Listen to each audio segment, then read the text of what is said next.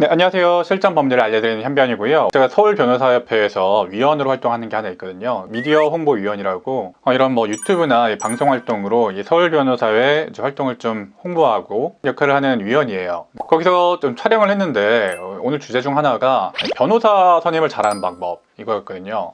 말씀드리고 싶었던 부분도 있어서 좀 불편한 진실도 좀 설명드리면 좋을 것 같아서 촬영을 좀 하고 있습니다. 여러분들이 좀 관심 가지고 좀 아시면 좋거든요. 사실 선임 계약을 하기 전까지 어떤 걸 준비하시고 어떤 변호사를 알아봐야 되냐, 사실 이런 게 중요한 거잖아요. 당연히 저의 구독자이시고 저의 채널을 시청을 해주시고 계시니까 여러분들께서는 저를 선임하시는 게 가장 좋긴 하겠죠. 여러분들께서 편하게 연락할 수 있는 친구나 이런 변호사가 있다면은 그분께 연락을 해서 좀 내가 이런 일이 있는데 어떻게 생각하냐 라고 물어보는 게 가장 좋을 수도 있어요. 근데 세상 모든 사람들이 주변에 변호사 있는 거 아니고, 그러면 어쩔 수 없이 어떤 방식으로든 변호사를 알아보고 해야 되는데, 제가 제일 강조하고 싶은 거는 법률 상담을 많이 받아보시라. 결국 법률 상담을 받아서 그 상담에서 지금까지 상황에 대해서 분석을 어떻게 하고 앞으로 솔루션을 어떻게 제시를 하고 그걸 좀 들어봐야 내가 이렇게 하면은 이 변호사를 좀 믿고 선임할 수 있겠다, 이런 좀 견적이 나오는데, 과연 그 분석들 중에서 가장 내가 좀 적합하게 느껴지는 이 솔루션이 뭐냐, 그걸 쭉 한번 들어본 다음에 유료 상담으로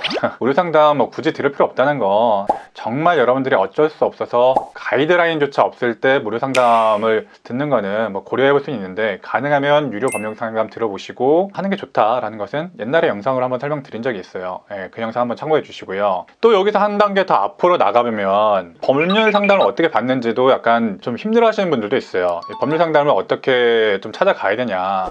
사실은 서초동 교대 가면은 변호사 간판들 엄청 많지만 다 예약하시고 가셔야 되고, 저희 사무실도 사실 전화해서 예약하시면은 예약 시간을 잡아드려요. 내가 상담 가능한 변호사와 마주 앉아서 상담하시면 되시는데, 요즘에는 변호사의 숫자가 양적으로 늘어나다 보니까 변호사 업계에서도 좀 경쟁이 치열한 건 맞아요. 당연히 공급자의 경쟁이 치열해지면 이 수요자들, 이 의뢰인분들은 이득이 돼야 되죠, 사실.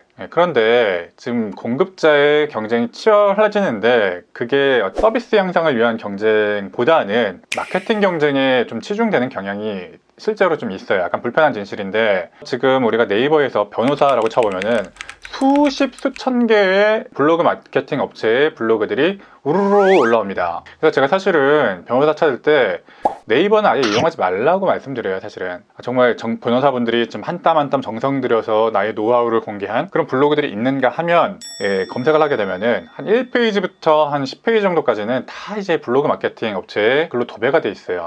한번 눌러보시면 감이 오실지 모르겠는데, 진짜 퀄리티가 괜찮다, 변호사분도 되게 실력이 괜찮겠다라는 게 확 느껴지는 글이 있고, 그게 아니라 어떤 직원이라든가 외부 업체, 마케팅 업체에 맡긴 게 확 티나는 그런 블로그가 현실적으로 굉장히 좀 많습니다. 오히려 질을 좋고 좀 퀄리티가 괜찮은 변호사분들이 직접 쓴 것 같은 블로그들이 오히려 뒤쪽 페이지에 많이 있고, 한 1페이지에서 적어도 한 5페이지까지는 광고성 블로그가 너무 많아요. 여러분들 그걸 좀 캐치하시면 좋을 것 같은데, 이런 외부 블로그 마케팅 업체를 많이 쓰면 많이 쓸수록 마케팅 비용이 올라가요. 이 수요자 입장에서 이득이 되는 방향으로 좀 수익료가 내려간다던가 아니면 서비스의 질이 올라간다던가 해야 되는데, 그게 아니라 마케팅 업체가 돈을 버는 그런 구조가 형성이 돼버렸다는 거죠. 사실 블로그라는 게 변호사의 실력을 쉽게 보여줄 수 있는 매체이기도 한데, 블로그 이 외주 업체에 좀 잠식당하기도 쉬운 구조인 것 같아요. 변호사가 아닌 이상 누가 썼는지 실제로 이게 맞는 말인지 틀린 말인지 구분하기가 쉽지 않은 것도 사실인 것 같아요. 저 같은 좀 일반적인 변호사하고 외부업체하고 노출 경쟁을 하게 되면은 외부업체 블로그들이 훨씬 더 상위 노출 많이 돼요. 그게 현실입니다. 각설하고 결론만 말씀드리면은, 여러분들이 블로그를 통해서 어떤 변호사를 구하고 하실 때 이게 외주업체에 광고를 준 블로그인지 아니면은 진짜 변호사가 한 땀 한 땀 정성 들여서 쓴 블로그인지 한 번쯤은 좀 살펴보시면 좋을 것 같아요. 여러분이 생각하시는 것보다 무슨 변호사 사무실에서 마케팅 비용이 그렇게 많이 들어? 블로그 하는데 그렇게 많이 들어? 그렇게 생각하실 수 있는데, 생각보다 엄청나게 많이 들어요. 이런 인터넷 블로그를 하는 이런 외주 업체에 들어가는 돈이 엄청나게 많다는 거예요. 그게 다 여러분들 수입료잖아요. 그만큼 수입료가 올라갈 수밖에 없는 구조인 거죠. 어쨌든 이 로펌이나 이 변호사가 너무 과도하게 외부 업체에 마케팅을 많이 하는 데는 아닌지 한 번쯤 생각해 보시면 좋을 것 같습니다. 어쨌든 저의 관점에서는 변호사와 의뢰인 간에 교점이 많아야 된다.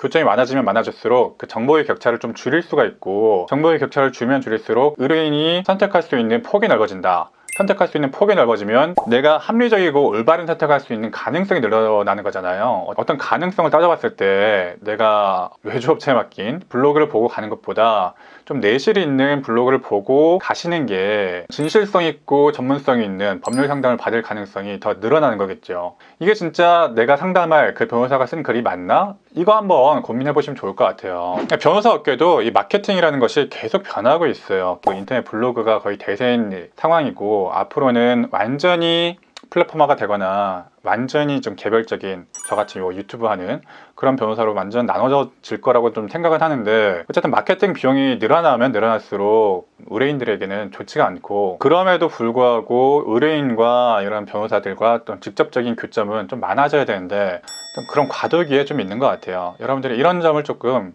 생각해 보시고 여러분들이 법률 상담 잡거나 변호사 선임을 하실 때 고민해 보시면 좋을 것 같다. 좀 이런 점 설명드리려고 영상 만들고 있습니다. 네. 자, 오늘 내용이 좀 도움이 되셨으면 좋겠고요. 전 여러분들이 조금 더 나은 법률 생활을 하시기를 기원하겠습니다.